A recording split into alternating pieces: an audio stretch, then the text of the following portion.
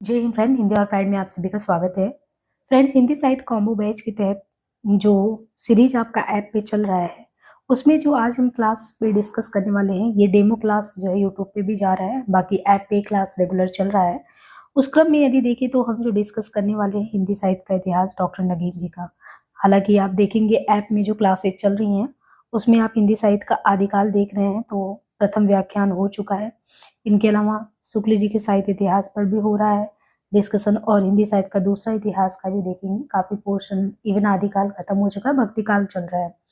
तो ये जो उसी क्रम में है, आपको पहले थोड़ा सा इसके बारे में बता दें। जो भी विद्यार्थी जो है असिस्टेंट प्रोफेसर या आगामी किसी भी एग्जाम में बैठना चाहते हैं और हिंदी साहित्य पे एक मजबूत पकड़ अपना रखना चाहते हैं, इवन सामने एलटी ग्रेड है, जीआईसी जीडीसी किसी भी एग्जाम में आप बैठ रहे हैं, तो साहित्य के इतिहास की संपूर्ण अगर कह की जानकारी आपको अच्छे से हो तो उसके लिए बहुत ही बेहतरीन सीरीज ये है। असिस्टेंट प्रोफेसर सीरीज मूल किताबों का विस्तृत अध्ययन नोट्स रिवीजन के साथ, ये 2000 में है, लेकिन इसमें 7 किताबों का अध्ययन इस तरीके से करा रहे हैं कि आपको सिर्फ और सिर्फ लाइन बाय लाइन वो समझ में ना आए, बल्कि एक अंडरस्टैंडिंग बिल्ड हो, और साथ ही आपके लिए सहूलियत हो कि इन फ्यूचर आपको आंसर राइटिंग वगैरह करना, तो आप बहुत बढ़िया मटेरियल निकाल पाए इसे।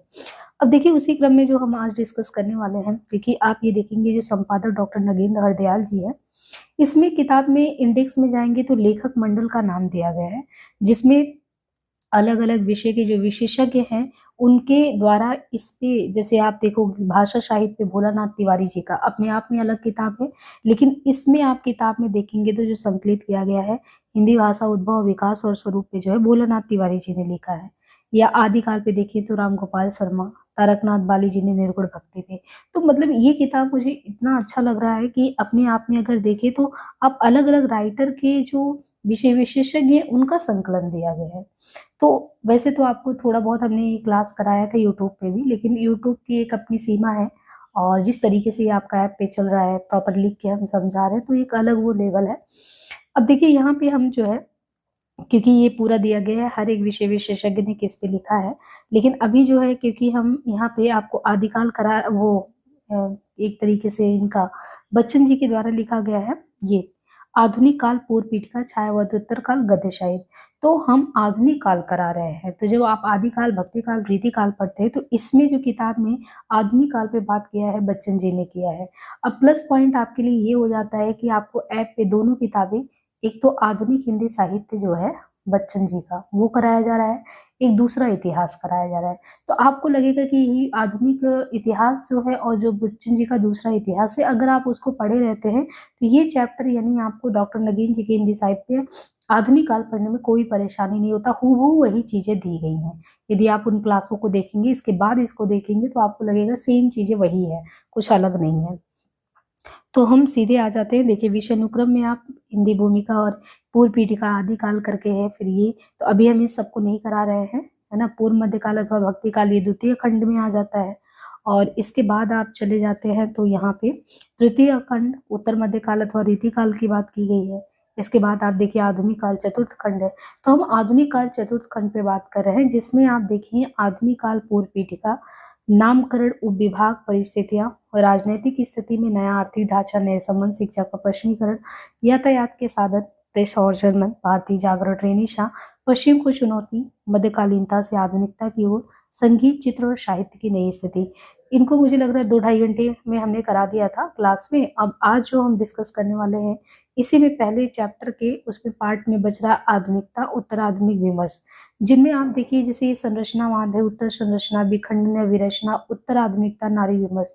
इनको आप देखेंगे तो जो यूजीसी नेट की प्रिपरेशन कर रहे हैं बच्चे, उनमें भी देखेंगे यूनिट 4 वैचारिक आधार पे वो चीजें चैप्टर दिया गया है, तो उनमें भी। और इनके अलावा जो जीडीसी का आप सिलेबस देखेंगे तो ये पॉइंट टू पॉइंट जैसे विखंडन या विरचना, उत्तर आधुनिकता, आधुनिकता जीडीसी के सिलेबस में भी दिया गया है। तो जब हम आपको ये कराएंगे तो इससे आपका फायदा वहां पे भी होगा, और साथ ही साथ आप कहीं पे भी कोई भी एग्जाम दे।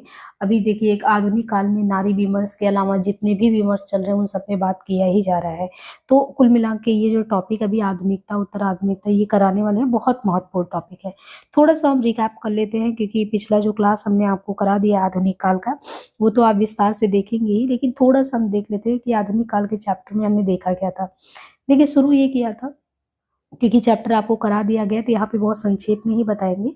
जैसे चतुर्थ कंद आधुनिक काल पूर्व पीठिका से जब शुरू होता है तो सबसे बड़ी समस्या ये आती है कि सबसे पहले बच्चन जी ने ये किया है नामकरण को लेके कि कैसे जो है कोई भी कालखंड दूसरे कालखंड से क्यों अलग होता है, कोई ना कोई अपने बदलाव के कारण।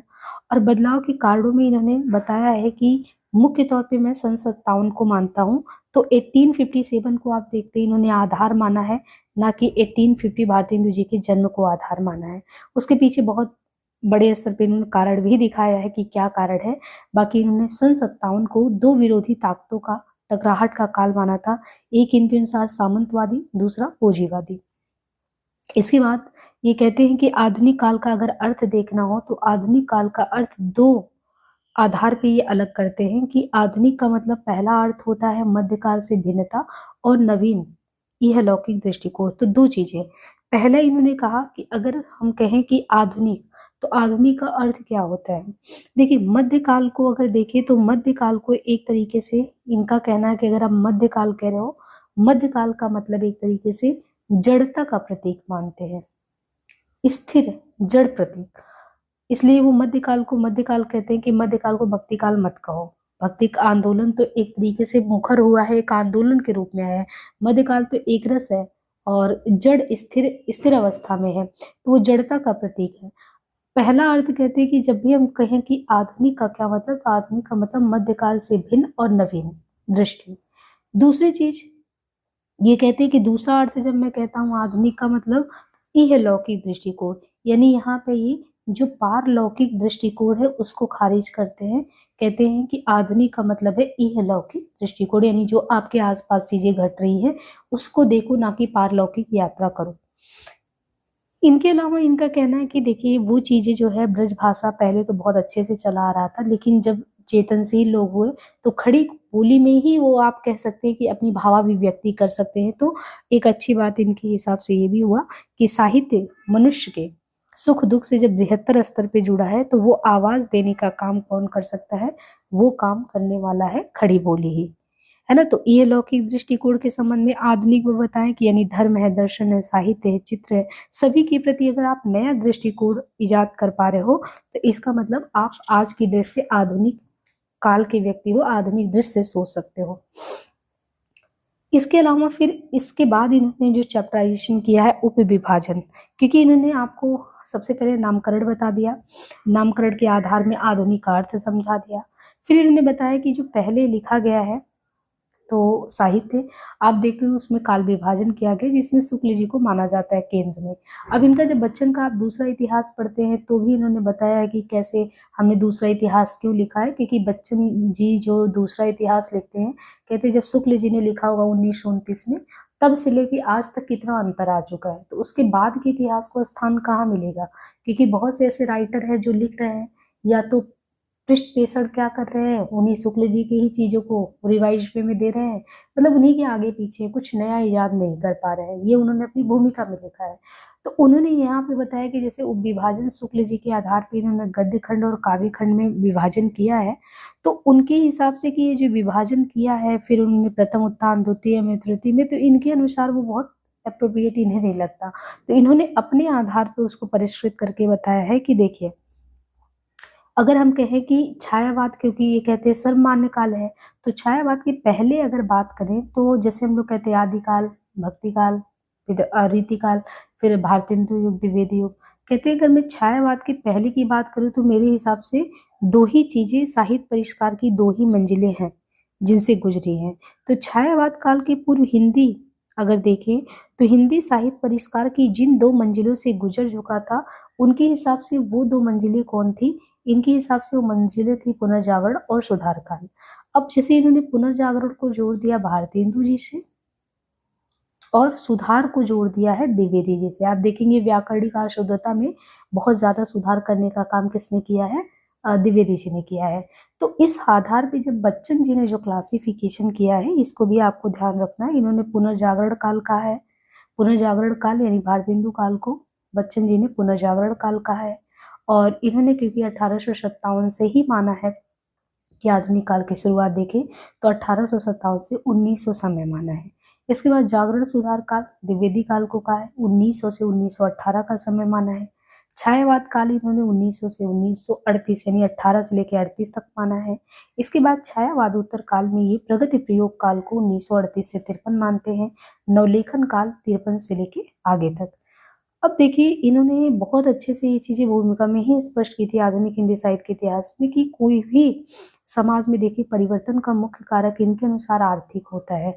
अब इसको हम कहते हैं कि अगर आर्थिक होता है तो आप इसको इससे भी जोड़ सकते हैं कि मार्क्स की जब फिलॉसफी आप पढ़ते हैं तो उसमें भी केंद्र में क्या होता है, धन ही होता है।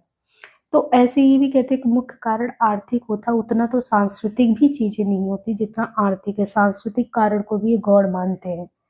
अब यहाँ पे इन्होंने विभाजन के बाद जो है परिस्थितियों पे बात की है। परिस्थितियों में कि कैसे राजनीतिक स्थितियां परिस्थितियां बहुत कुछ साहित्य को एक तरीके से आप कह सकते हैं कि साहित्य में परिवर्तन लाती हैं।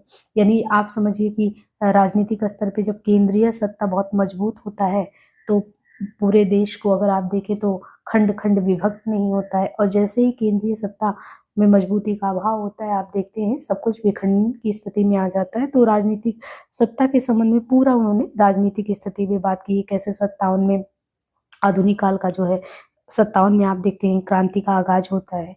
लेकिन 57 की बात भले आपको लगता हो, लेकिन ये कहते हैं कि वो चीजें शुरू हो जाती है 1757 में प्लासी की लड़ाई से ही। फिर प्लासी के युद्ध के संबंध में बताते हैं कैसे सिराजुद्दौला को प्लासी के युद्ध में हराया गया। फिर इसके बात करते हैं कि 1764 में कैसे बक्सर का युद्ध होता है, और फिर बंगाल, बिहार और उड़ीसा की दीवानी राइट अंग्रेजों को मिल जाती है। फिर मराठे और सिख, फिर 80 के युद्ध की बात, लासवाड़ी के युद्ध की बात, फिर 56 में कैसे अवध भी अंग्रेजी राज में विलय हो जाता है, 49 में सिख पराजित हो जाते हैं। तो ये सारी चीजें करके ये बताती है कि राजनीतिक स्थिति में देखें तो साहित्य मनुष्य के बेहतर सुख दुख के साथ पहली बार जुड़ा है यहीं पे जाके, और ये प्रक्रिया भारतेंदु जी के समय में शुरू हो जाता है, वो भी गद्य के माध्यम से।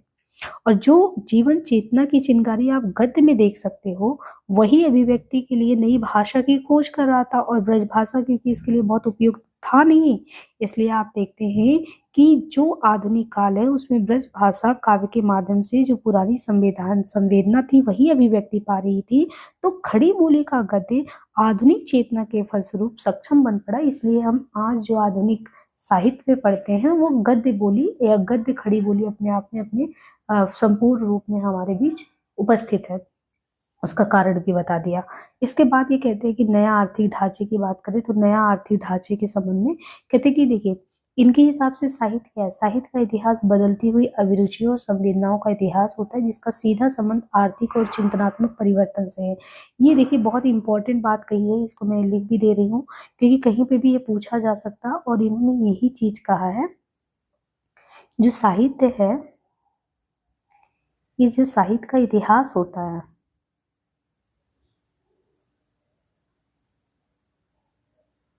साहित्य का इतिहास जो होता है बदलती हुई अभिरुचियों, कुछ ऐसा ही आप देखेंगे कि शुक्ल जी का भी है, तो आप थोड़ा सा इनको कोरिलेट करेंगे तो वही चीजें निकल के आएंगी।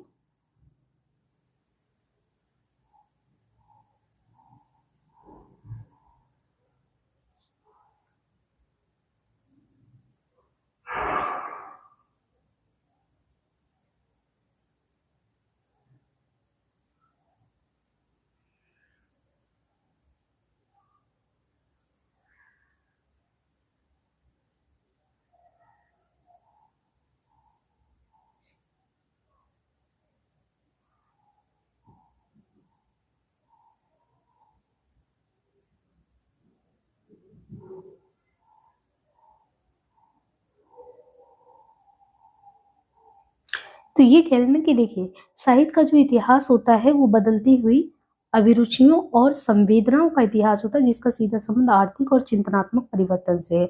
तो नए आर्थिक ढांचे में भी उसके केंद्र में भी इन्होंने आर्थिक ढांचा के संबंध में ही बात किया है।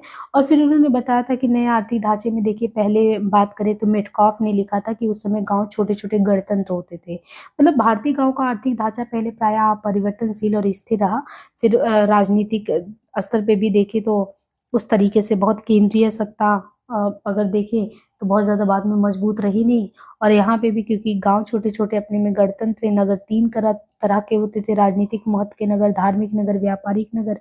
तो कुल मिला के आप ये कह सकते हो कि एकदम स्थिर एक रस स्थिति थी।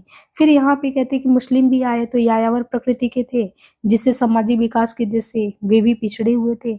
जब यहाँ पे अंग्रेज लोग आए, उनकी वजह से जो थोड़ा-सा हेर-फेर शुरू हुआ और हमारा जुड़ाव जो है यहाँ से हो के आप कहते हैं कि अगर आप देखो अंग्रेजी जब सत्ता में आए ये लोग, अंग्रेजों ने अपने स्वार्थ के लिए इस देश को लूटा और यहाँ के व्यापार को नष्ट तो किया ही, साथ में आप देखें जैसे कॉर्नवालिस था।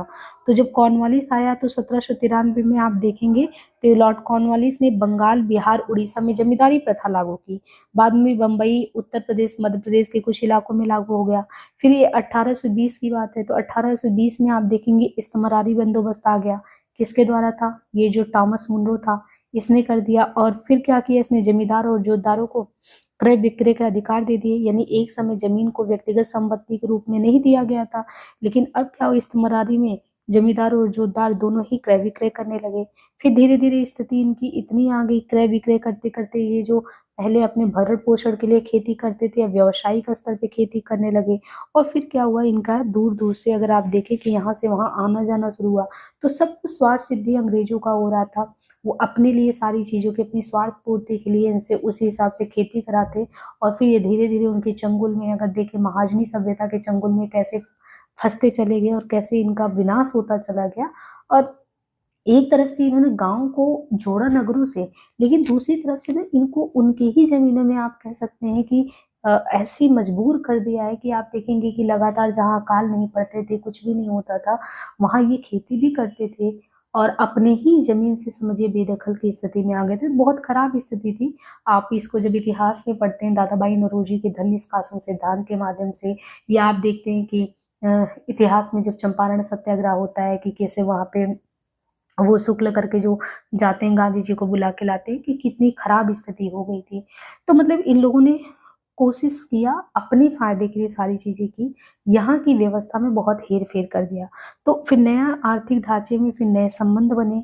अब इसके बाद इन्होंने प्रकाश डाला है शिक्षा के पश्चिमीकरण पे। शिक्षा के पश्चिमीकरण पे ये प्रकाश डाला था कि कैसे यहाँ पे जो है ईसाई मिशनरी अपने धर्म के प्रचार प्रसार हेतु आए। बहुत सारे उन लोगों ने प्रेस वगैरह की भी स्थापना की और स्कूल कॉलेजेस में भी ईसाई धर्म के प्रचार हेतु चीज़ों को पढ़ाने की शुरुआत की। लेकिन आप इसके अलावा देखो ईसाई मिशनरी ने जो किया उससे भी हमें कुछ ना कुछ फायदा हुआ। दूसरी चीज़ वो व्यक्तिगत तौर पे, जैसे फोर्ट विलियम कॉलेज, अगर देखें 1800 में फोर्ट विलियम कॉलेज आया। फोर्ट विलियम कॉलेज में भी आप ये देख रहे हैं कि जो उनके मतलब कि अधिकारी काम कर रहे हैं, तो यहाँ के लोगों से वो कैसे अपना कांटेक्ट कर सके, बातचीत कर सकते, तो एक नेटिव लैंग्वेज में कैसी चीज़ें पढ़ाई जाए। तो आप देखते हो कि अंग्रेजी को लेके भी बहुत उठापटक मचा। जैसे आप इंग्लिश के संबंध में आप देखेंगे तो किसी भी कंडीशन में जो है मैकाले टस से मस होने वाला नहीं था, इंग्लिश को ही एजुकेशन का बेस बनाने के उसमें था।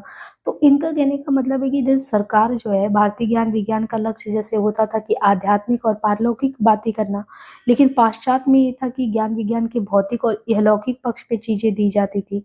तो इससे क्या हुआ कि हमें भी एक मौका मिला, इंग्लिश एजुकेशन लेने का मौका मिला। लेकिन हमारे यहाँ के जो लोगों ने इंग्लिश एजुकेशन को लिया, वो अपने हित में चीज़ों को लिया, वो अपना हित साध रहे थे, हम लोगों का अपना भी सध गया उसी में। नहीं तो आप ये देखो ना कि इनमें ये इन लोगों ने आरोप यही तो लगाया था कि हिंदू और मुस्लिम की जो शिक्षा पद्धति है, उस पर टिप्पणी करते हुए ओमैले ने यही तो लिखा था कि हिंदू हो या मुस्लिम, इनमें बहुत कुछ समानता थी। ये लोग उसी भाषा में शिक्षा देते थे जो जनता की भाषा नहीं थी। उनकी शिक्षा का मूल स्रोत धर्म था और कहते धर्म ही उनकी आप्तता तो जो थी वो अपरिवर्तनीय थी। वे नए अभिनिवेश और परिवर्तन के विरुद्ध थे। तो इन लोगों ने कुल मिला के ये कहा कि जो स्वतंत्र व्यक्तित्व और विवेक समझ शिक्षा होनी चाहिए रचनल दृष्टिकोण के लिए, वो तो इनके यहाँ दिया नहीं जाता। तो हमारी मिशनरी हो, सरकार और व्यक्तिगत प्रयत्न, इन लोगों ने जितने भी काम किए, कहीं न कहीं एक तरीके से इनको एजुकेशन में वो फ़ायदा मिला। फिर आगे आप देखते हैं इसी संबंध में जो बहुत सारे स्कूल कॉलेजेस और सारी चीज़ों की बात हुई कि कितनी चीज़ें खुली।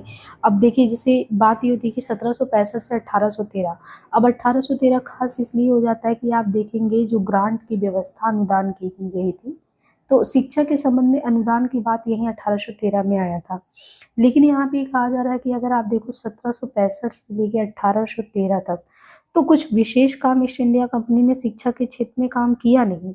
लेकिन उसी क्रम में वॉरेन हेस्टिंग जो है, इन्होंने 1780 में कलकत्ता मदरसा जो खोलने का एक परमिशन दिया, उसमें भी ये था कि मुस्लिम के साथ तुष्टीकरण। वॉरेन हेस्टिंग ने जो कलकत्ता मदरसा खोला, मुस्लिम के साथ तुष्टीकरण की नीति, क्योंकि ये आपस में बैर कराना चाहते थे, हिंदू मुस्लिम में आपस में ही। लेकिन इसके बाद आप देखते हैं कि बनारस के जो रेजिडेंट हैं, इनके द्वारा 1791 में बनारस संस्कृत कॉलेज खोला गया।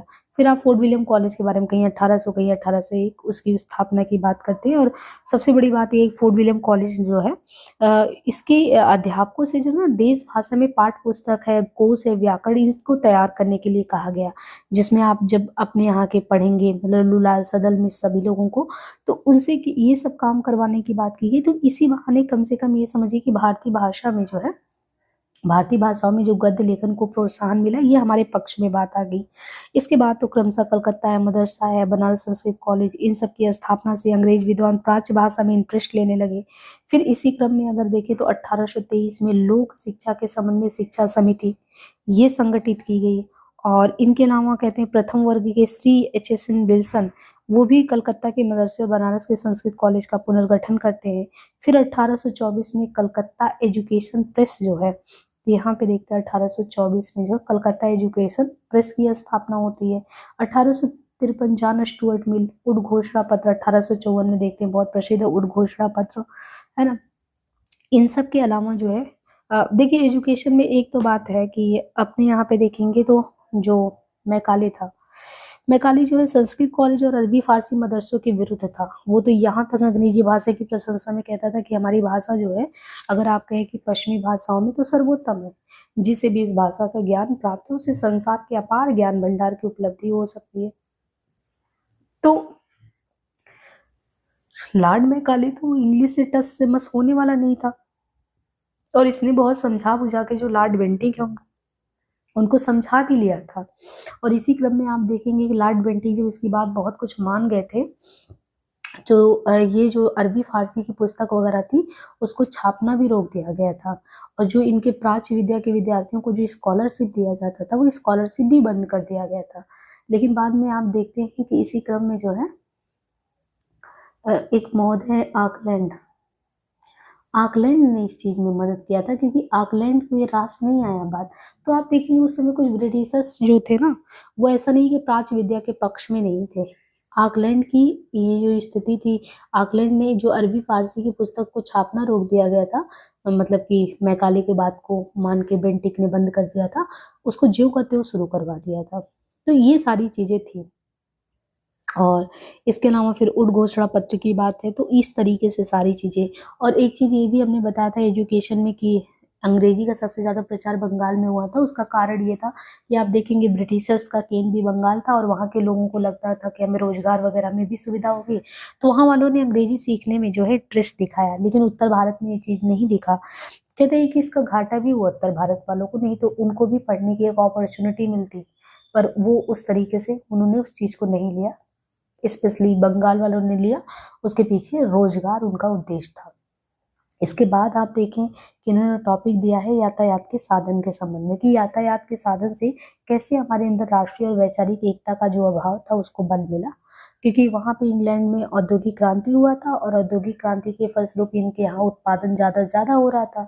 इनको रॉ मटेरियल जो कच्चा माल चाहिए वो भारत के बाज़ारों से चाहिए था, और खपत भी भारत के बाज़ारों में करनी थी। तो कुल मिला के जो डलहौजी ने रेल निर्माण योजना के तहत जितनी भी चीज़ें की, आर्थिक आवश्यकताओं की पूर्ति अपने स्वार्थ सिद्धि के लिए इन्होंने किया था। उसी चक्कर में हमारे यहाँ आप देखोगे कि यातायात के बंदोबस्त हो गए, रेल निर्माण वगैरह हो गया, ये सारी चीजें। इसके बाद प्रेस और जनमत ने तो बहुत ज्यादा इतिहास में मदद, साहित्य के लिए मदद किया। आप ये समझो कि जब तक हमारे यहाँ मुद्रण यंत्र नहीं थे, छपाई खाने नहीं थे, तो पत्र पत्रिकाओं को जिस तरीके से हम लोगों ने अपने राष्ट्र के उत्थान के लिए प्रयोग में किया, लाया। अब आप भारतीय युग में उठा के देख लो, कितनी तमाम पत्र पत्रिकाएं चलती थी।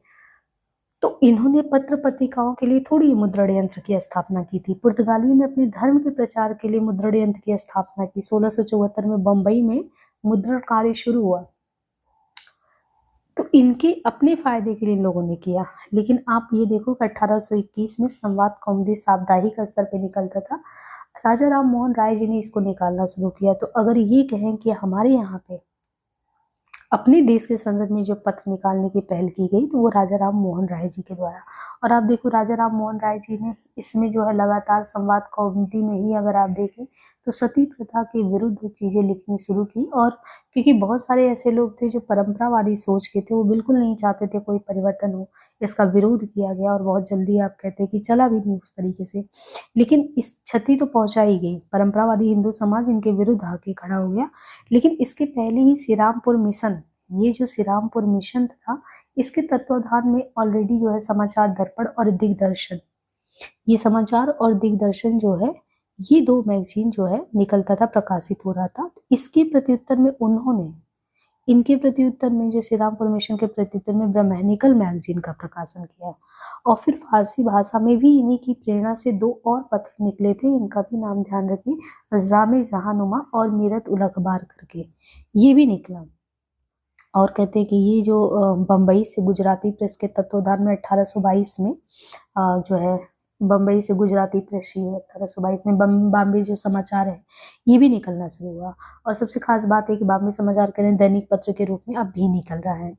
इसके बाद द्वारिकानाथ टैगोर, प्रसन्न कुमार टैगोर, राजा राम मोहन राय, ये ऐसे प्रगतिशील व्यक्ति थे जिन्होंने 1830 में बंगदूत पत्र की नींव डाली थी। तीनों लोग, राजा राम मोहन राय, द्वारिकानाथ, प्रसन्न कुमार टैगोर।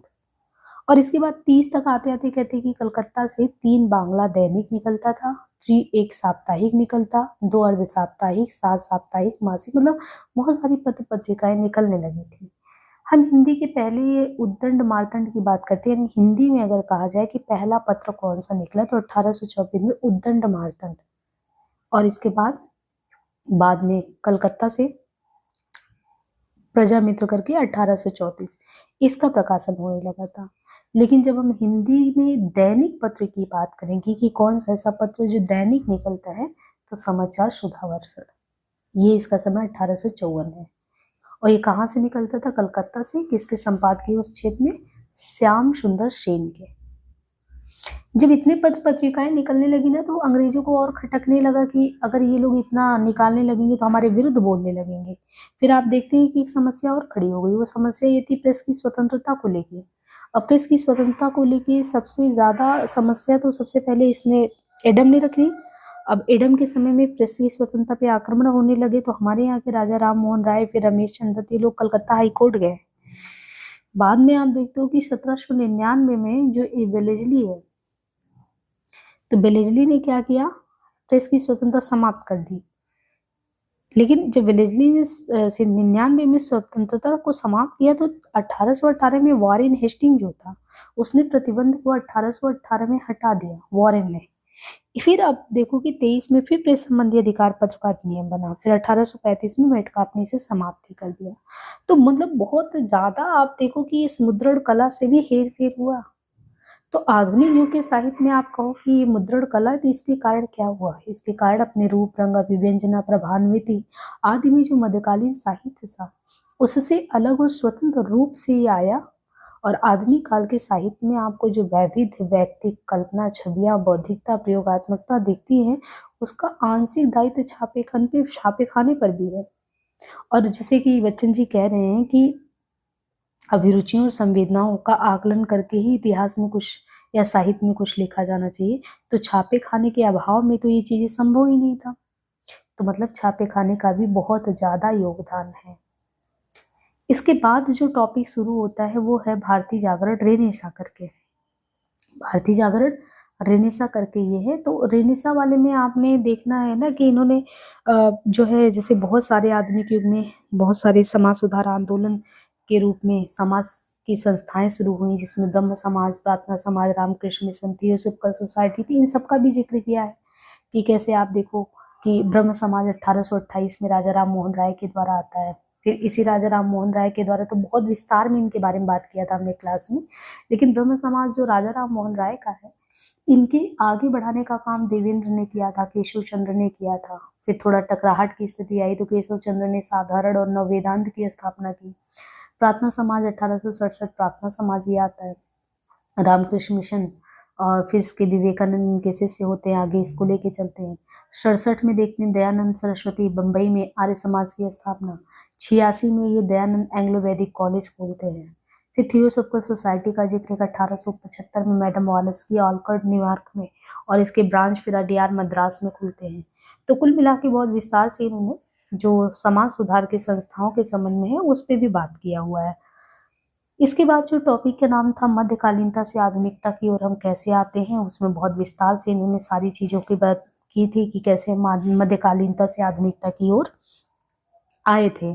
उसमें जैसे इन्होंने ये बताया था कि कैसे राजा राम मोहन राय जो है वो अकेले ऐसे व्यक्ति हैं जिन्हें हम शुद्ध बुद्धवादी कह सकते हैं, क्योंकि देखिए यहाँ के लोगों को ना यहाँ की बोली में ही समझाना पड़ता है।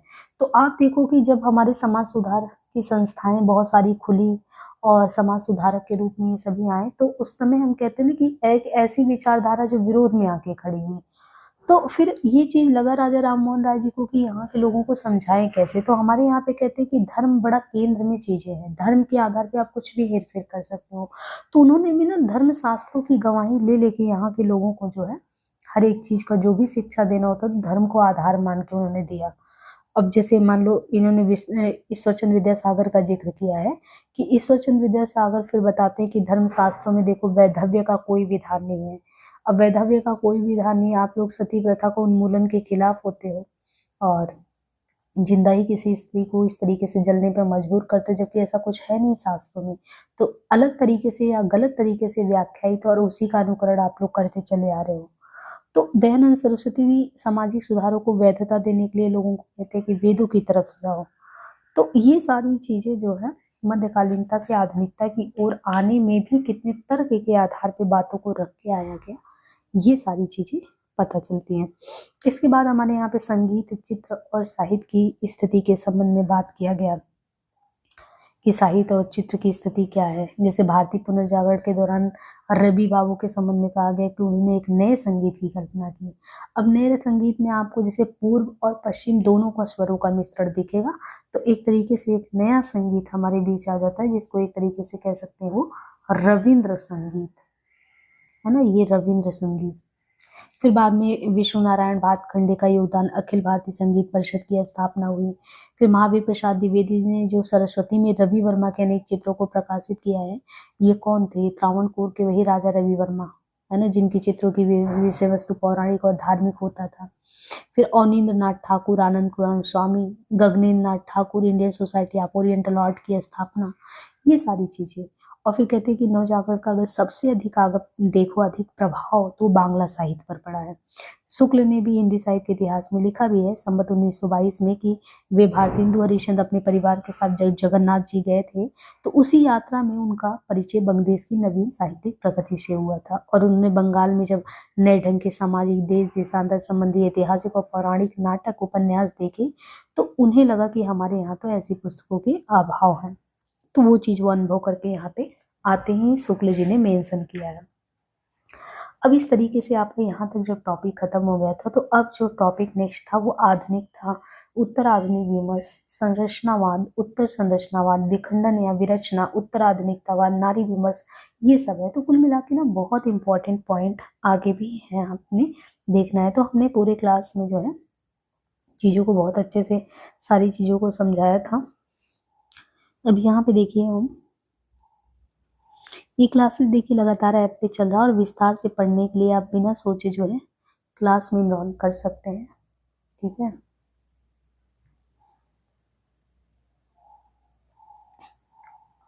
और यूजीसी नेट का भी क्लास चल रहा है, ठीक है, यूनिट 10 का चल रहा है, बहुत जल्दी हम 6 भी शुरू करने वाले हैं।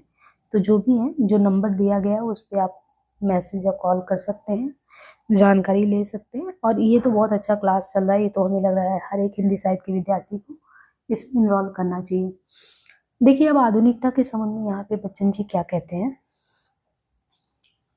कहते हैं कि हिंदी साहित्य का अगर देखिए 7वां दशक, तो हिंदी साहित्य का जो 7वां दशक बोले तो 1960 से 70 की बात कर रहे हैं, ठीक है। अगर आप 1900 से शुरू करेंगे यात्रा तो 1960 तक जाएंगे, हर 10 साल को एक दशक कहेंगे। तो उस हिसाब से ये कह रहे हैं कि 7वें दशक की बात मैं कह रहा हूँ कि हिंदी साहित्य का जो 7वां दशक है, ये 7वां दशक आधुनिकता से विशेष रूप से प्रभावित है। इससे ध्वनित होता है कि यह आधुनिक से कुछ अलग है। इसलिए जरूरी है कि इन दोनों शब्दों का अर्थ भेद कर लिया जाए। आधुनिक शब्द की व्याख्या प्रारंभ में ही कर दी है। मैंने 2 अर्थों में बताया था, मध्यकाल से भिन्नता और दूसरा इहलौकिक दृष्टिकोण। तो कहते हैं आधुनिक शब्द की व्याख्या तो मैं पहले ही कर चुका था, उसे दोहराने का कोई मतलब नहीं है। आधुनिक ज्ञान विज्ञान और टेक्नोलॉजी के फलस्वरूप उत्पन्न मानवीय स्थितियों का नया गैर रोमांटिक और अमिथकीय साक्षात्कार आधुनिकता है। तो इनके हिसाब से आधुनिक की परिभाषा इन्होंने पहले ही परिभाषित कर दिया कि मध्यकाल से भिन्नता, नवीन अलौकिक दृष्टिकोण। और यहाँ पे कह रहे हैं कि देखिए 7वां दशक मुझे कुछ आधुनिकता से विशेष रूप से प्रभावित लगता है।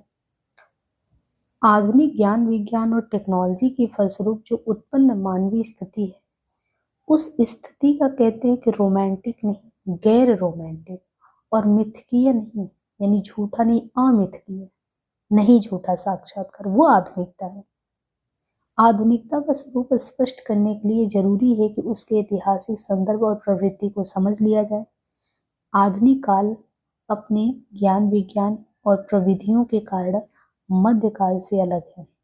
देखिए ये मध्यकाल बार बार कह रहे हैं ना, तो आपको ये समझना मध्यकाल का मतलब इनके हिसाब से जड़ता, ठीक है। तो आधुनिक काल अपने ज्ञान विज्ञान और प्रविधि के कारण, ये मध्यकाल यानी जड़ या स्थिर एकरस चीजों से अलग है। ये हर एक चीज को सोचने की दृष्टि, नवीन दृष्टि देता है। ये काल जो है औद्योगिकरण, नगरीकरण और बौद्धिकता से जुड़ा है। औद्योगिकरण, नगरीकरण और बौद्धिकता, जिससे नवीन आशाएं उभरी हैं और भविष्य का नया स्वप्न देखा जाने लगा। देश हो, धर्म हो, राष्ट्र हो, ईश्वर हो आदि की अब नई नई व्याख्याएं की जाने लगी। एक समय तक होता क्या था, एक समय तक इहलौकिक होकर यह आधुनिक दृष्टि प्रगतिशील बनी रही।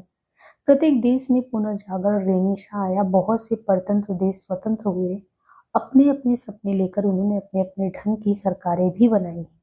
एक बिंदु पर खड़े होकर मनुष्य ने ये पाया कि जिस औद्योगिकरण और प्रविधिकरण के सहारे उसने परिदेश का सपना देखा, परिदेश का सपना मतलब कह रहे हैं कि मनुष्य ने पाया कि जो एक इंडस्ट्रियलाइजेशन हो रहा है, उसके सहारे उसने परिलोक की सपना नहीं, मतलब एक कह सकते हैं ना कि एक ऐसा स्वप्न देखना कि सब कुछ बहुत बढ़िया होगा। जैसे हम लोग आज़ादी तक तो ये था कि सभी लोगों को था कि आज़ादी मिलेगी तो कुछ बिल्कुल ही परिवर्तन हो जाएगा। फिर धीरे धीरे आप देखते हैं कि हिंदी साहित्य में निरर्थकता बोध से लेके बहुत सारी उम्मीदें टूटते टूटते बहुत सारी चीजें आ गई। तो कह रहे कि एक समय तो हम लोगों ने भी परिलोक का सपना, परिदेश का सपना देख लिया, लेकिन वो हो नहीं पाया, साकार नहीं हुआ। सरकारें क्या हुई, स्थिर व्यवस्था में बदल गई और लोकतंत्र और साम्यवादी सरकारें समान रूप से निराशाजनक सिद्ध हुई। व्यक्ति या तो व्यवस्था का पुर्जा हो गया या प्रविधि का, उसका अपना व्यक्तित्व, सबसे बड़ी संकट यही थी। व्यक्ति का, उसका अपना व्यक्तित्व और पहचान जो था वो खो गया, और इस खोए हुए व्यक्तित्व की खोज प्रक्रिया का नाम है आधुनिकता। यानी जैसे आपको किसी चीज का सपना दिखाया जाए कि ये इस दिन के बाद से मिलेगा, लेकिन वो दिन भी बीत जाए और वो आपका सपना भी चकनाचूर हो जाए, और क्योंकि आप सपने में इस तरह खोए हैं कि आपको ये एहसास भी नहीं हो कि आपका व्यक्तित्व भी उसी के पीछे खो चुका है, कुछ ऐसी स्थिति। कह रहे उसी खोए हुए व्यक्तित्व की खोज प्रक्रिया का नाम आधुनिकता है। आधुनिक ज्ञान विज्ञान ने मनुष्य को बहुत कुछ बुद्धिसम्मत बना दिया है, तर्क सम्मत। अब यहाँ पे नित्से इनकी घोषणा की बात करते हैं कि नित्से कहता है ईश्वर मर गया है। बौद्धिक जगत में एक क्रांतिकारी परिवर्तन, जिस ईश्वर को हम मानते हैं उसको एक विचारक कह रहा है कि नित्से कह रहा है कि ईश्वर मर गया, यथार्थ का स्वरूप ही बदल गया। पाप पुण्य, धर्म अधर्म, अच्छे बुरे की जो कसौटी धर्म ग्रंथों में निर्धारित थी, उनकी प्रामाणिकता भी समाप्त हो गई और पुराने मूल्य भी घटित हो गए। मनुष्य ने पाया कि वर्तमान परिस्थिति सिचुएशन में वो इस समय असहाय है, क्षुद्र है और निरर्थक प्राणी है। विज्ञान की प्रगति ने भी निश्चयतावादी सिद्धांत को खोखला सिद्ध कर दिया। यहाँ तक कि क्वांटम सिद्धांत और सापेक्षतावाद से सिद्ध हो गया कि ना तो कोई सार्वभौम सत्य होता है, ना शाश्वत नैतिकता कुछ होता है। अणुओं की सत्ता के असिद्ध हो जाने के बाद अणु शक्ति एनर्जी में बदल जाता और शक्ति अणु में। निश्चयात्मकता की समाप्ति की अंतिम घोषणा हो गई। अस्तित्ववादी दर्शन ने इस पर अपनी मोहर लगाकर इसे और भी पुष्ट कर दिया। अस्तित्ववादी दर्शन ने अपने पूर्ववर्ती दर्शन और विज्ञान की अमूर्तता पर आक्रमण किया।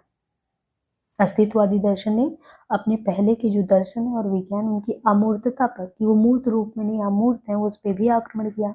उसने अपने को ठोस अनुभव तथा प्रत्येक व्यक्ति के बुनियादी सवालों के साथ जोड़ा। ये बुनियादी सवाल हैं व्यक्ति की व्यग्रता, दुख, निराशा, अकेलापन, मृत्युबोध, स्वतंत्रता, त्रास। इसके साथ ही वह सामूहिकतावाद और निश्चयवाद के विरुद्ध भी खड़ा हुआ। वह उन समस्त विचारों के विरुद्ध है जो व्यक्ति को अमनुष्य, मनुष्य नहीं अमनुष्य, अमीन्स नहीं, तो वो व्यक्ति को अमनुष्य और अस्तित्वहीन बनाते उन सबके विरुद्ध खड़ा है। उसकी दृष्टि में मनुष्य क्या है? मनुष्य स्वतंत्र है। वो ना तो वो वस्तु, यानी वो मनुष्य ना तो कोई वस्तु है ना कोई मशीन है, वो एक क्रियात्मक शक्ति है। वो स्वतंत्र निर्णय लेने में समर्थ है और इसके लिए खुद जिम्मेदार है, कोई और नहीं उसके पीछे जिम्मेदार है। किर्केगार्ड और सार्त्र आदि के अस्तित्ववादी विचारों का प्रभाव आधुनिक पश्चिमी साहित्य पर खूब पड़ा। अब 7वीं दशक की हिंदी साहित्य में कविता, कहानी, नाटक, अनुपन्यास, इनकी जो चर्चाएं हुई, चर्चाएं कहना ज्यादा उपयुक्त है क्योंकि इन्होंने आंदोलन का रूप नहीं लिया।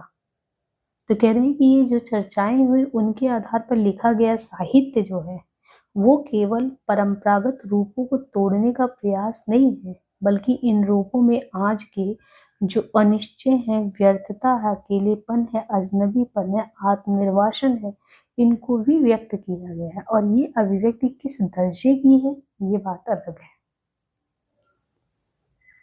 आधुनिकता का यह बोध एक वास्तविकता है जिसे अस्वीकार नहीं कर सकते। हमारे देश में इस बोध को ले आने की बहुत कुछ जिम्मेदारी हमारे भ्रष्टाचारी लोकतंत्र की भी है। पर अब बात करें 8वीं दशक के शुरुआत में, तो हमारे साहित्यकारों में भी इससे छुटकारा पाने की बेचैनी दिखाई पड़ने लगी। यूं कामू और सार्त्र ने भी अलग अलग ढंग से व्यर्थता से उबरने की परिस्थितिजन्य बाधाओं में कर्म करने की चेतना दी है। जैसे सार्त्र हैं, इनका अस्तित्ववाद कर्म का ही दर्शन है, किंतु सार्त्र और कामू का दर्शन हमें सचेत कर सकता है, अपनी दृष्टि नहीं दे सकता। बदलाव, संघर्ष और अर्थान्वेषण के लिए हमें स्वयं अपनी राह बनानी होगी। छात्र मार्क्सवाद के समर्थक होते हुए भी व्यक्तिवादी भी हैं। उनका अपना अस्तित्ववाद फ्रांसीसी परंपरा से सर्वथा अलग नहीं है। अतः हमारे भावी जीवन, चिंतन, कला, साहित्य आदि का भविष्य दो बातों पर निर्भर दिखाई दे रहा है। एक तो अर्थहीनता की स्वीकृति पर और दूसरे उसके भीतर से गुजरते हुए अपने से संदर्भित अर्थान्वेषण की प्रक्रिया पर। तो यहाँ पे अगर आप देखें तो इन्होंने जो है आधुनिक काल में जो है इतने विस्तार से समस्या को, सारी जितनी भी समस्याएं हैं उन समस्याओं को हम कैसे पहचान पाए हैं, और उस पहचानने के क्रम में जैसे छात्र है, कामू, इन सब का नाम लेके ये बताया जा रहा है। एक तो बताया जा रहा है कि बहुत कुछ हमें पहचानने के संबंध में, तो हमारे जो भ्रष्टाचारी लोकतंत्र है उसने ही सारे मुद्दे को एक तरीके से हमारे सामने रख दिए। लेकिन उससे भी बड़ी छटपटाहट हमें इधर भी दिखी 8वीं दशक की शुरुआत में। हमारे राइटर जो हिंदी के हैं वो भी विषय वस्तुओं को उठाने लगे हैं कि सच में ये संकट हमारे सामने आ चुका है और उससे कैसे अब निपटना है। तो यहाँ पे देखिए, आधुनिकता के संबंध में जब 7वें दशक के बारे में 60 से 70 के बीच में बता रहे हैं कि गैर रोमांटिक और अमितकीय साक्षात्कार आधुनिकता है, यानी एक तरीके से औद्योगिकरण, नगरीकरण और बौद्धिकता से जब हम जुड़ते हैं और एक नए उम्मीद के साथ एक स्वप्न लोक परिदेश का सपना देखते हैं, लेकिन जैसे ही आँख खुलता है तो पता चलता है सामने कुछ भी नहीं है।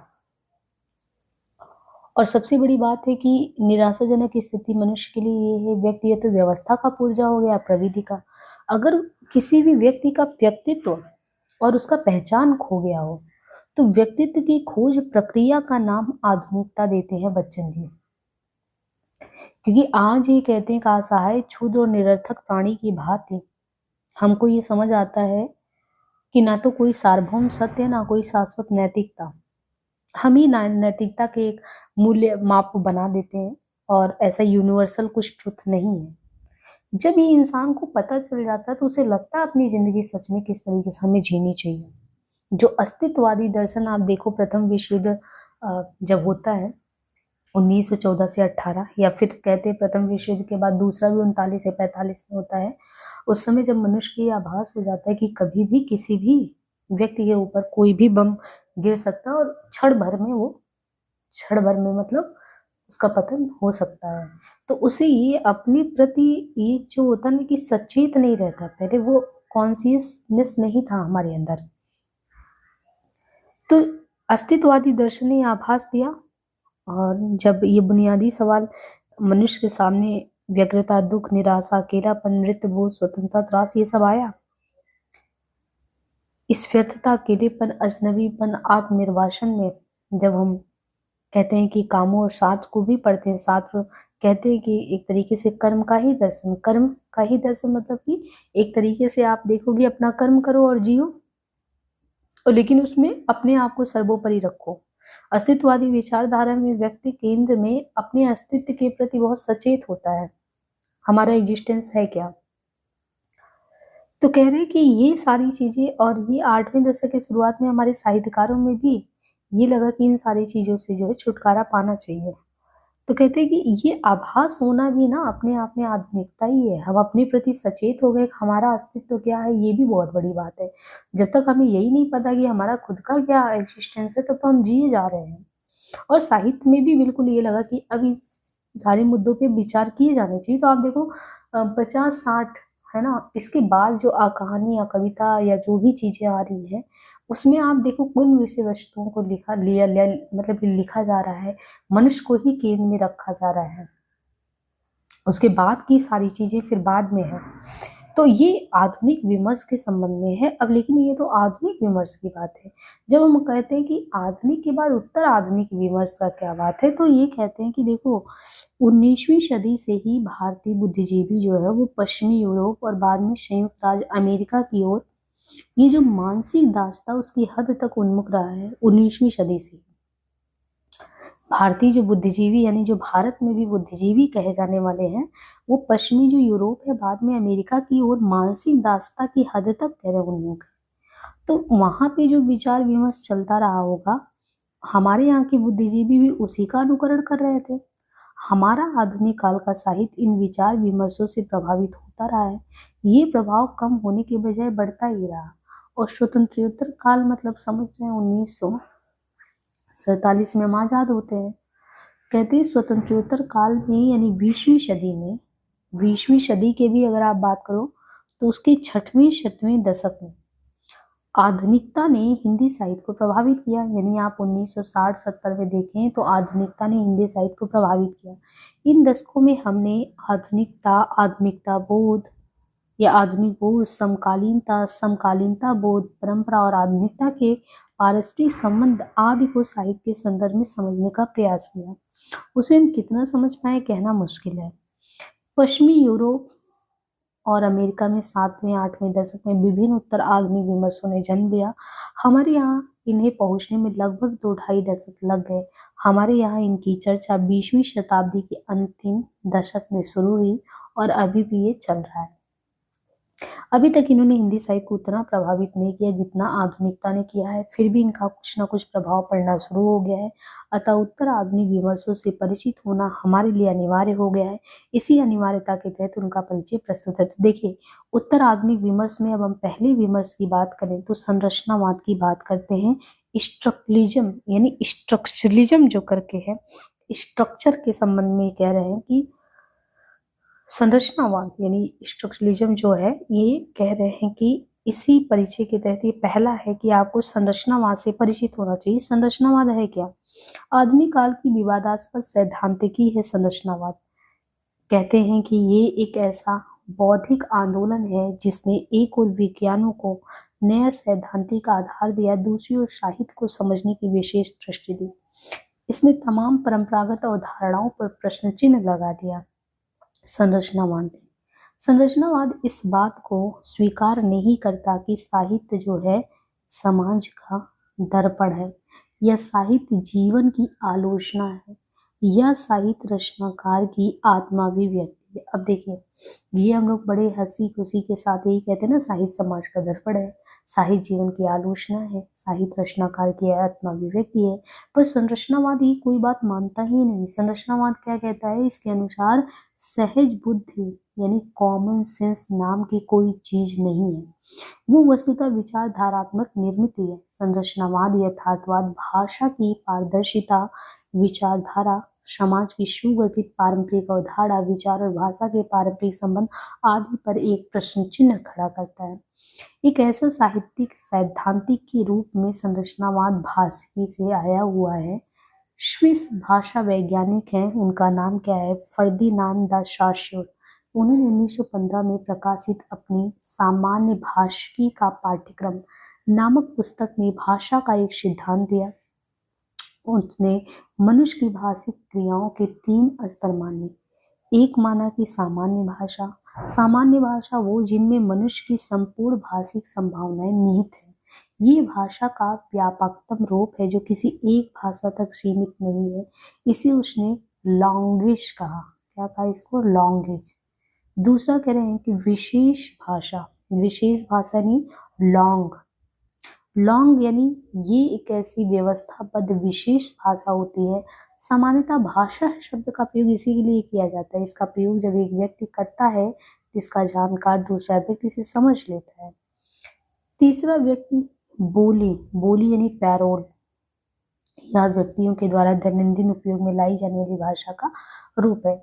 तो देखिए, इन्होंने कहा कि जो संरचनावाद हम लोग पढ़ने जा रहे हैं, हम क्योंकि आधुनिकतावाद पढ़े और हमें पता था कि आधुनिकतावाद से आधुनिक जो है विचार से बहुत ज़्यादा हम लोग प्रभावित हैं। और फिर इन्होंने कहा उत्तर आधुनिक विमर्श की बात करें तो क्योंकि हमारे बुद्धिजीवी जो पश्चिमी यूरोप या अमेरिका की मानसिक दास्ता के बहुत हद तक उसी की तरफ उन्मुख रहे, और हमारे यहाँ पे भी देखिए आज़ादी के बाद 6वें 7वें दशक में आधुनिकता जो हिंदी साहित्य को प्रभावित करता है, फिर ये सारी चीज़ें आती हैं। उसी क्रम में कह रहे हैं कि जो उत्तर आधुनिक विमर्श आता है उनमें कई टर्म ऐसे आते हैं जिनमें संरचनावाद है।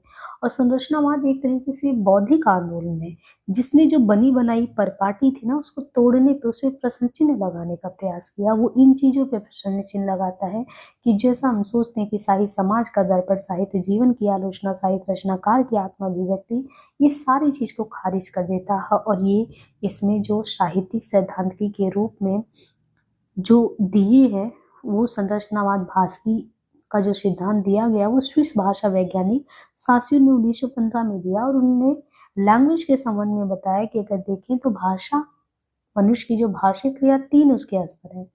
जब वो सामान्य भाषा की बात करते हैं तो जितनी भी संपूर्ण भाषिक संभावनाएं हैं जो निहित होते हैं, एक व्यापक स्तर पे अगर कहें तो भाषा का व्यापक रूप जो किसी एक भाषा तक सीमित है उसको लैंग्वेज कहते हैं। तो लैंग्वेज अपने आप में इनके अनुसार देखें तो लैंग्वेज जो है ये भाषा का एक तरीके से व्यापक स्तर है। इसमें जितनी भी संभावनाएं आपकी लैंग्वेज की हैं सब लैंग्वेज में निहित है। लेकिन जब हम एक व्यवस्थाबद्ध विशेष भाषा की बात करें, विशेष भाषा की, तो उसको ये कह रहे हैं कि लॉन्ग है। अब क्योंकि ये एक तरीके से क्या है, विशेष भाषा है, लॉन्ग। अब क्योंकि ये विशेष है, लॉन्ग व्यवस्थाबद्ध है, और कहते हैं जो भाषा शब्द का प्रयोग करते हैं वो लॉन्ग के लिए ही कहते हैं। जो इसका प्रयोग एक व्यक्ति करता है तो जानकार दूसरा समझ लेता है। लेकिन जब पैरोल की बात करते हैं तो समानता पैरोल व्यक्तियों के द्वारा दैनंदिन में बोला जाता है। अब साश्योर के अनुसार भाषिक अध्ययन का विषय कहते हैं कि भाषिक जो अध्ययन है उसका विषय भाषा तंत्र होना चाहिए, क्योंकि भाषा तंत्र समाज की उत्पत्ति है, परंपरा प्राप्त है। लेकिन वास्तव में कोई भाषा तंत्र पहले से ही बना बनाया सृष्टि में विद्यमान नहीं होता। व्यक्तियों के द्वारा बोली जाने वाली भाषा से हमें उसका निर्माण करना पड़ता है। भाषा विशेष के तंत्र या व्यवस्था से अपरिचित व्यक्ति के लिए वो भाषा अर्थहीन होती है। यदि मैं अंग्रेजी भाषा के तंत्र या व्यवस्था या पद्धति से अनभिज्ञ हूँ तो अंग्रेजी मेरे लिए निरर्थक ध्वनियों से अधिक कुछ भी नहीं है।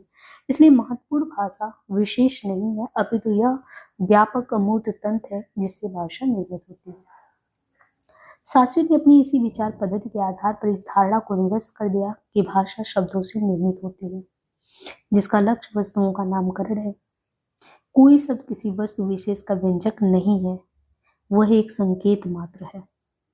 कह रहे कि कोई भी शब्द जो है किसी विशेष वस्तु के लिए कहें तो व्यंजक नहीं है, वो तो बस एक संकेत मात्र है। जिस वस्तु के लिए उसका प्रयोग किया जाता है उसका वह संकेतक सिग्निफाइड है और वह वस्तु संकेतित यानी सिग्निफाइड है। वो सिग्निफायर है और ये संकेतित सिग्निफाइड है। शास्त्रियों की इस स्थापना में वस्तु का कोई महत्व नहीं है। शब्दों में अर्थ संकेतित वस्तुओं के कारण नहीं होता है, अपितु उनमें अर्थ इसलिए होता है कि वे संबंधों के एक विशाल तंत्र का अंग है। शब्द और अर्थ के बीच का संबंध यादृच्छिक है। इसलिए भाषा प्रतीकों या संकेतों की ऐसी व्यवस्था है जो प्रत्ययों को अभिव्यक्त करती है। यह मान लेने पर कि भाषा एक व्यवस्था है, ये जरूरी हो जाता है कि उसकी संरचना का विश्लेषण हो। कोई भी व्यवस्था या तंत्र इकाइयों से मिलकर बनता है और ये इकाइयां एक दूसरे को प्रभावित करती हैं। इकाइयों के अंतर्विन्यास से एक विशिष्ट तंत्र बनता है और इकाइयों का यही अंतर्विन्यास इसकी रचना का निर्माण करता है। इकाइयों के कुछ संयोजन ऐसे होते हैं जो अक्सर व्यवहार में आते हैं, कुछ की कभी कभी आवश्यकता पड़ती है और कुछ संभावना मात्र बने रहते हैं। भाषा के एक संरचना के रूप में अध्ययन ने संरचनात्मक भाषिकी को जन्म दिया। आगे चलकर अन्य भाषा वैज्ञानिकों ने भाषा का एक संरचना के रूप में अध्ययन किया और सार्वभौमिक व्याकरण यूनिवर्सल ग्रामर चोम्स्की जैसी अवधारणाओं को प्रस्तुत किया। संरचनात्मक भाषिकी के सिद्धांतों को जब साहित्य के अध्ययन में उपयोग में लाया गया तो साहित्यालोचन में संरचनावाद का जन्म हुआ। इस संरचनावाद के दो पूर्व रूप, एक रूसी रूपवाद फॉर्मलिज्म और जॉन क्रो रैनसम की नई समीक्षा के अंतर्गत प्रस्तुत की गई स्थापनाओं के रूप में सामने आया। रूस में रूपवाद 1915 से 30 के बीच फला फूला, लेकिन यूरोप और अमेरिका के अध्ययन उसकी ओर गया तो 1955 में यानी बाद में गया, जब वहां संरचनावाद की चर्चा शुरू हो गई। कारण संरचनावाद और रूपवाद का ही स्वाभाविक विकास है। रूसी रूपवादियों ने रचना की वस्तु की अपेक्षा इसलिए उसके रूप को, उसकी स्थिति सापेक्षता को अपेक्षा उसकी स्वायत्तता को ज्यादा महत्व दिया। इसलिए मार्क्सवादियों ने उसका विरोध किया। रूपवादियों ने शैली के वस्तुपरक और वैज्ञानिक परीक्षण की ऐसी प्रविधियों पर भी बल दिया जो ठोस और विश्लेषण हो। उन्होंने कविता के विश्लेषण में रूपक और बिंब के स्थान पर उनके भाषिक तत्वों को महत्व दिया। लेकिन ये भाषिक तत्व सामान्य भाषिक तत्व नहीं थे। सामान्य भाषा जो होता है वो साहित्यिक भाषा नहीं होता, उसे साहित्यिक भाषा बनाया जाता है और साहित्यिक भाषा बनावटी या कृत्रिम होती है। और चूंकि यह कृत्रिमता या बनावट सबसे अधिक कविता की भाषा में होती है, इसलिए कविता की भाषा साहित्यिक भाषा का श्रेष्ठतम रूप है। कविता की भाषा साहित्यिक भाषा का श्रेष्ठतम रूप है। उन्होंने साहित्यिकता की खोज अपरिचयन यानी डिफेमिलियराइजेशन में की। हमारे रोजमर्रा के अनुभवों में ताजगी नहीं होती, एक दृष्ट आवृत्तियां उनमें बासीपन ला देती हैं, वे अनुभव हमारी आदत बन जाते हैं। साहित्य का लक्ष्य इन अनुभवों को इस रूप में प्रस्तुत करना होता है कि वे नए और ताजे लगें, उन्हें दैनंदिन यथार्थ अनुभव से भिन्न रूप में हम अनुभव करें, वे हमें अपरिचित अनुभव लगे। किसी साहित्यिक रचना में व्यक्त अनुभव में नवीनता, ताजगी और अपरिचित जीवन की अनुकृति से नहीं आता, अपितु कलात्मक सौंदर्यात्मक साहित्यिक तकनीक से आता है। इसलिए वस्तु की अपेक्षा रूप अधिक महत्व की चीज है। जब रूपवाद का प्रभाव अमेरिका पहुंचा, मतलब ये तो बाद में पहुंचा अमेरिका में, तो जब रूपवाद का यही प्रभाव अमेरिका में पहुंचा तो वहां नई समीक्षा सामने आई। 1941 में जॉन क्रो रैनसम की पुस्तक द न्यू क्रिटिसिज्म प्रकाशित हुई। इसमें उन्होंने कविता की स्वायत्तता और वस्तुनिष्ठता को स्थापित किया। उन्होंने कहा कि कविता की अर्थवत्ता उसके होने में है, उसमें है, उसके बाहर नहीं। कविता की अपनी निजी संरचना होती है और उसके अपने अलग विशिष्ट नियम होते हैं। कविता दो चीजों से बनती है, एक चीज है उसकी संरचना यानी उसका स्ट्रक्चर या उसका अर्थ विधान, दूसरी चीज है उसका तंतु विन्यास टेक्चर या शब्द विधान। कविता का अर्थ विधान सुनिश्चित नहीं होता, वो बहुत कुछ अनिश्चित होता है और शब्द विधान पर निर्भर करता है वो चीजें। इस दृष्टि से वो विज्ञान के अर्थ विधान से अलग है। विज्ञान में देखें, विज्ञान में अर्थ एक और सुनिश्चित होता है, शब्द विधान का कोई महत्व नहीं होता। विज्ञान में चाहे किन्हीं शब्दों का आप प्रयोग किए, हर वैज्ञानिक उनसे एक ही अर्थ निकालेगा, लेकिन कविता में ऐसा नहीं है। कविता में स्वर, लय, बिंब, प्रतीक, अलंकार आदि के द्वारा जिस कलात्मक सौंदर्य का निर्माण किया जाता है, सहृदय यानी अच्छा हृदय का काम उसको ग्रहण करना है। प्रत्येक कविता का शब्द विधान विशिष्ट होता है। यह वैशिष्ट शब्द और अर्थ के जटिल और अतार्किक संबंध से उत्पन्न होते हैं। शब्द और अर्थ के इस जटिल और अतार्किक संबंध की संगति की खोज करना आलोचना का काम है। यदि शब्द और अर्थ के इस जटिल और अतार्किक संबंध की संगति की खोज करना आलोचना का काम है, कविता के सौंदर्य का उद्घाटन उसके पाठ विश्लेषण के द्वारा ही किया जा सकता है। कविता में प्रयुक्त शब्द बदले नहीं जा सकते और ना ही हर पाठक श्रोता के लिए उनका एक ही अर्थ होता है। अतः कविता शब्दों से लिखी जाती है। रूसी रूपवाद से संबंधित रहे रोमान यागोप्सन की गणना संरचनावादी काव्यशास्त्र के प्रवर्तकों में की जाती है। उनकी मान्यता थी कि काव्यशास्त्र भाषी का ही एक अंग है। उनने शास्त्रियों की भाषिक और धारणाओं को काव्यशास्त्र में व्यवहार्यता और संरचनावादी काव्यशास्त्र के सिद्धांत के आधारों को स्पष्ट किया। उनके अनुसार सृजनात्मक भाषा चयन और विन्यास दोनों का उपयोग करती है। विन्यास के स्तर पर ही काव्य या साहित्य को उसकी प्रतीकात्मकता, सांकेतिकता, अर्थ की बहुस्तरीयता आदि की प्राप्ति होती। यागोप्सन ने साहित्य की संप्रेषण प्रक्रिया पर भी विचार किया। उनके अनुसार जो संप्रेषण प्रक्रिया है वो कैसे घटित होता है।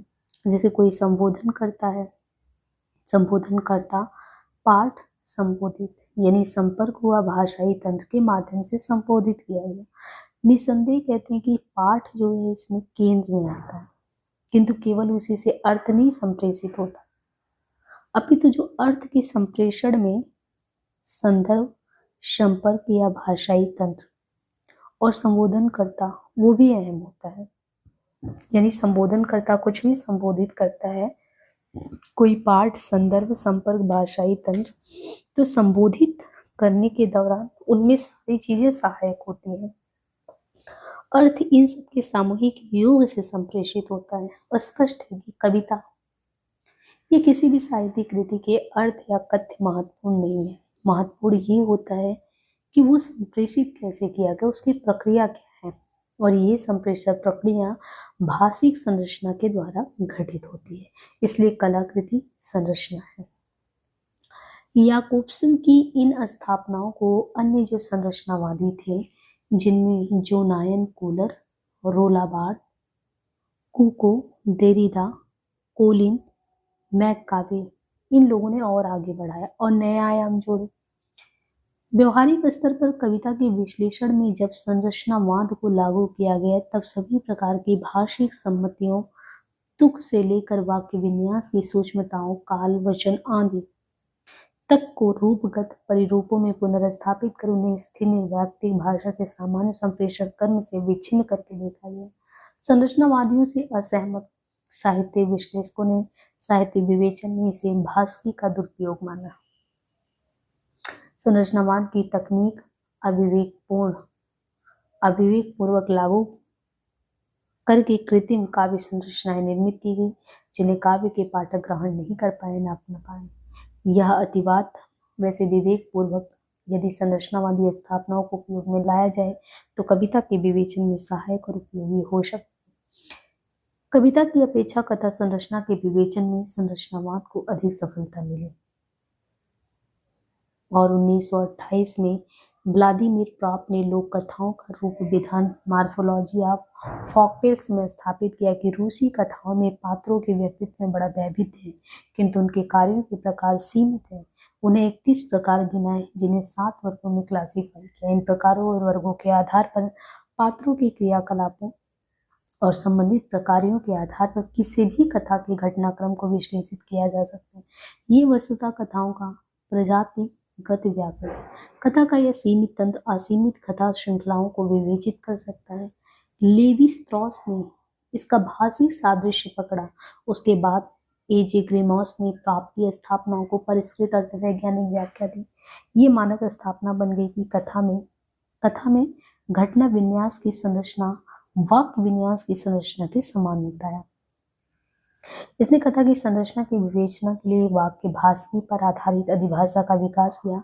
इस अधिभाषा के विकास में रोलाबार्ड, तोदोरोव, जेरोल्ड जेनेट ने महत्वपूर्ण काम किया। कथा विश्लेषण का यह मॉडल कई पश्चिमी कथाकृतियों पर लागू किया गया। परिणाम मिले जुले रहे। हिंदी के व्यवहारिक विवेचन में संरचनावादी स्थापनाओं का कोई उल्लेखनीय उदाहरण सामने नहीं आया है। तो यहाँ पे इस तरीके से जो है संरचनावाद के संबंध में पूरा यहाँ पे डिटेल से बताएगी कि संरचनावाद क्या होता है। अब इसको हम थोड़ा सा ना नेक्स्ट क्लास में और विस्तार से थोड़ा अच्छे से बात कर लेंगे, क्योंकि ये थोड़ा सा आपको जटिल भी लग रहा होगा कि क्या चीज़ें इसमें संरचनावाद में कहा गया। फिर इसके बाद उत्तर संरचनावाद, एक वीडियो और आएगा और चीज़ें उसमें क्लियर करेंगे, है ना। बाकी आज के लिए इतना ही, धन्यवाद।